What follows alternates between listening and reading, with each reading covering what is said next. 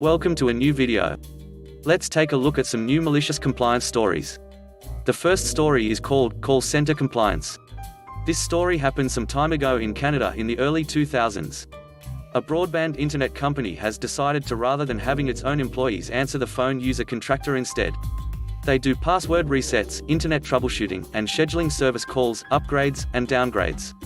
A customer calls in, he's just been installed, but of course he has no idea how to set up anything and the installer does nothing, just gets him to sign and then bolts. I walk him through the setup, the online registration, and now he has to put in his primary email and password. This is set up by the person who originally took his order. Your username will be this. No, that's wrong. It should be this.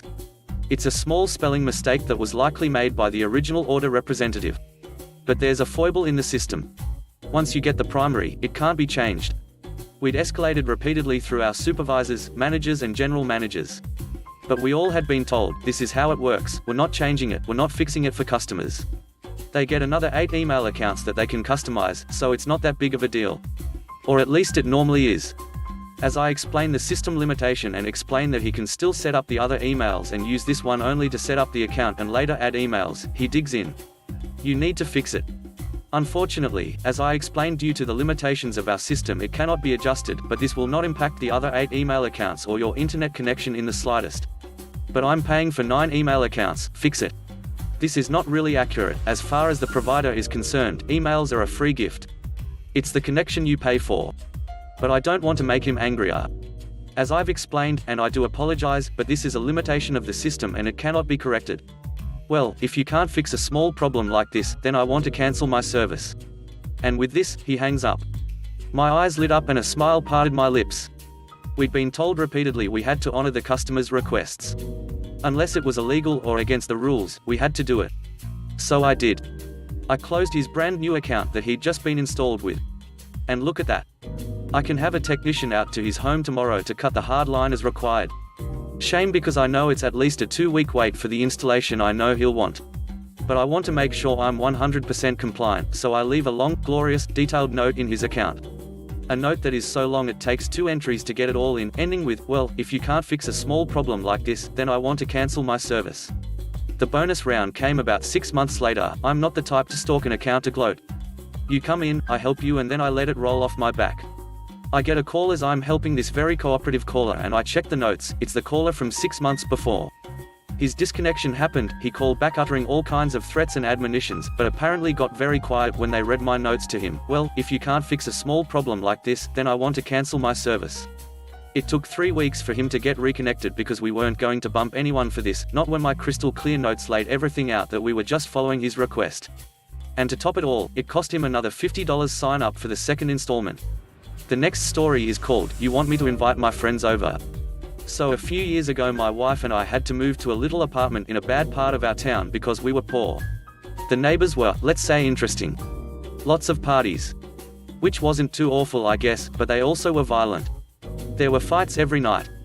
A week after we moved in, some tenants went to jail because they stabbed a few people. Now normally my wife and I just kept our heads down and minded our own business, but it turns out the next door neighbor really didn't like us. He'd move his car into our parking spot when we left for the day, liked to stand on our stoop and block our way to our own door, and occasionally pounded on the paper-thin walls between our apartments and shouted things like, I'm loud, what are you going to do about it? What the heck are you going to do about it? Living with such an intrusive and unstable neighbor was not fun, especially considering my wife was pregnant and we didn't really feel safe. The landlord was not helpful in the slightest, so we began actively looking for a new place, planning on breaking our lease if we had to. One day, the crazy neighbor was hanging out just outside our door with a bunch of shady-looking people. I tried to politely make my way through to get to my door, but they butted me aside. The crazy neighbor said, my crew will destroy you. We will destroy you. I get angry and tell him, in so many words, that he wouldn't be so intrusive and threatening if he knew who I hung out with. Do it, call up your friends. You call them right up. My crew will destroy them. He shouts at me the whole time. I eventually make it into my apartment, where I stew in anger about the whole situation. Now, normally I would just ignore this guy, but he was clearly escalating his behavior. And I, being a gentleman, decided to take him up on his offer of having some friends over for a friendly time of joy and fellowship. Did I mention that my dad, my uncle, and 2 of my cousins were patrol officers with the sheriff's department? I hadn't talked to him about my neighbor's situation, because I didn't want my car to get damaged, but I figured now was as good a time as any to let the crazy apartment complex know that maybe, just maybe, they should find someone else to mess with. I called my dad up and explained my neighbor's behavior, and said I wasn't interested in any kind of formal police stuff just yet, but wouldn't you know, he wants all my friends to come over. We could have a grand old time. My dad laughed and said he would see what he could arrange. I should note here that I and the crazy neighbor had our own side entrances on the right side of the building, while everyone else had units inside the actual building. So if I were to, say, have some friends over in the parking lot, we would be right outside crazy neighbor's door. Well, 4 or 5 days later, I had my friends over. About a dozen uniformed police officers, mostly sheriff deputies but a couple of state troopers as well. We had a big barbecue right in the parking lot, eating steaks and having a grand old time. We had a few laughs at my neighbor's expense, as he kept pulling his curtain aside and peeking out his window, but was clearly not interested in coming out. I got the courage to knock on his door after a couple of beers and said, "Hey, my friends are over. Didn't you want to destroy them? You and your crew. Here they are." Mysteriously, he did not come to his door. There were usually tenants out walking around or visiting each other throughout the day, but not this day. Dead silence around the whole apartment complex. The next day, my fears of revealing my friendly ties to the local police were realized, as I went out to go to work and found that my car's tires had been completely destroyed. This time, I did the proper thing and made a police report, which my uncle personally responded to. He went to the crazy neighbor's door and asked him if he saw anything. 2 weeks later, my wife and I moved into my parents' basement, as my dad had decided that he did not want me living in the complex. I don't think I ever told him where exactly I lived before the barbecue, and he was probably freaked out to realize that it was a shady place with a high call volume. My wife and I were able to find a much nicer place of our own before my son was born. The third story is called, "Dispatch Said to Go, So I Went." Jack wasn't just your average dispatcher. All dispatchers are the natural enemies of drivers, but Jack was something special. He was a wretched, little monster who fed on human misery and frustration. When shuffling trucks to help cover plants that were short, he delighted in sending drivers that worked 4 or 5 plants distant and tacking an extra 90 minutes of driving onto the end of their day, turning a 12-hour day into 14. Sometimes it was even worse. I work in the valley in California, and on occasion, we would see our drivers shipped all the way to the coast. I was something of a special annoyance to Jack. The only person who can override a dispatcher is the local plant manager, and my manager, Bob, would always try to keep me local so I was available to help close. Jack knew why it would happen, but being overridden made him angry. Every time it happened, he would complain about it to Dan, the regional manager.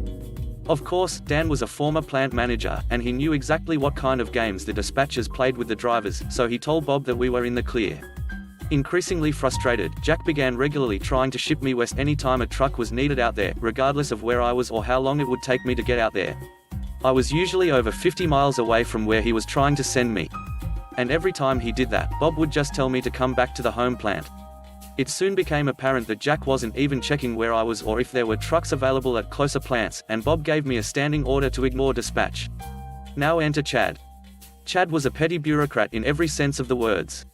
He was also the taint manager at our company, nestled squarely between the regional managers and the operations manager.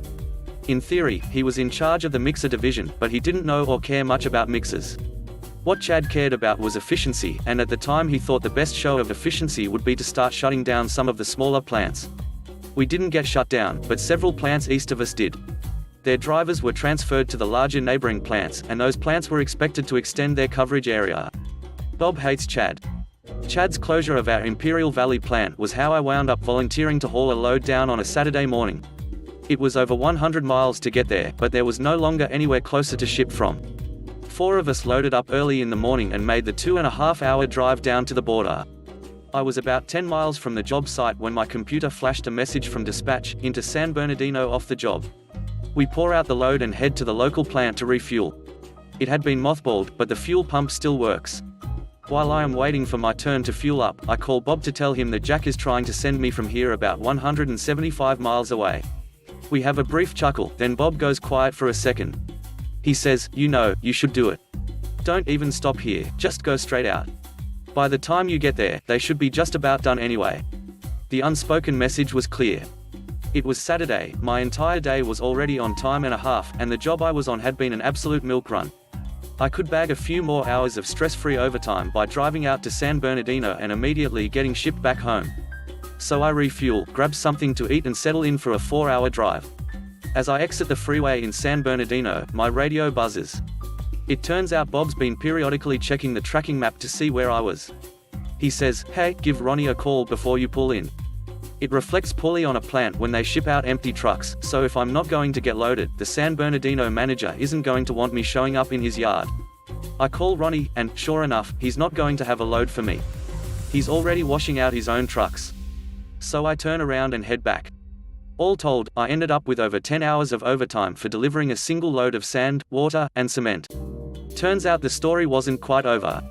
I came in the following Monday, and Bob is sitting in the office with the most insincerely innocent grin I have ever seen. He looks at me and says, "So, that job you took on Saturday?"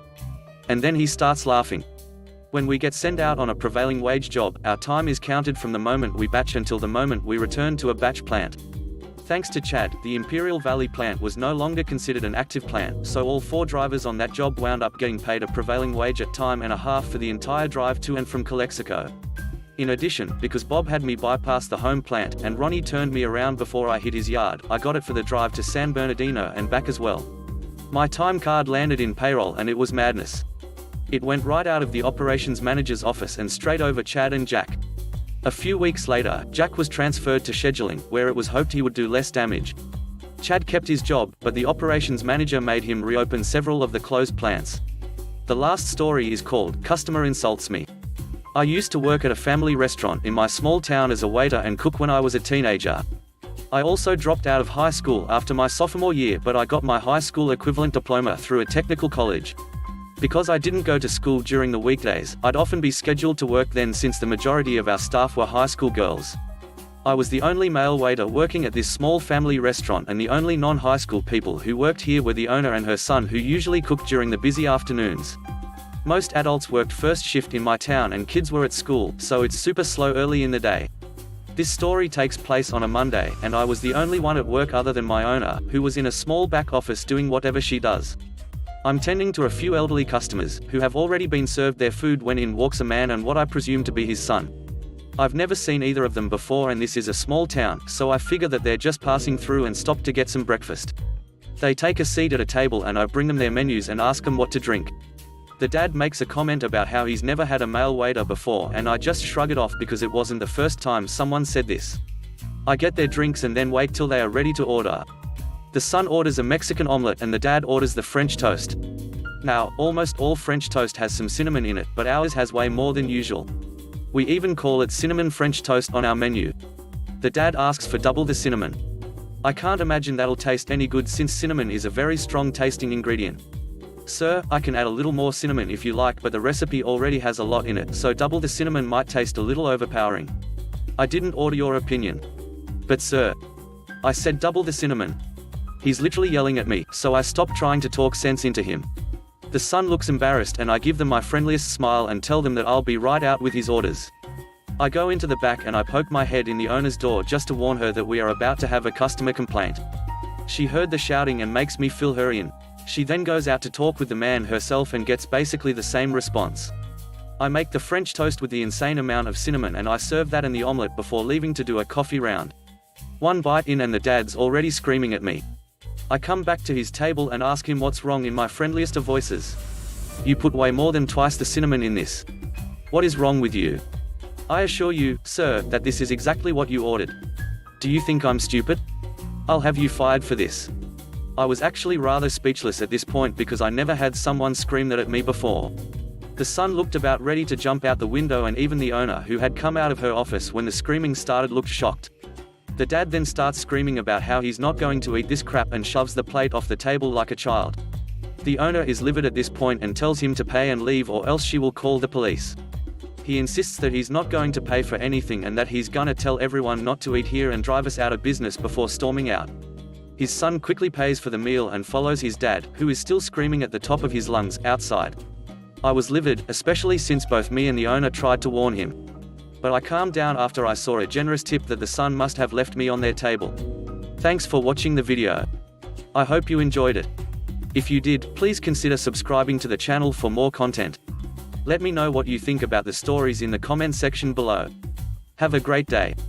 Bye bye.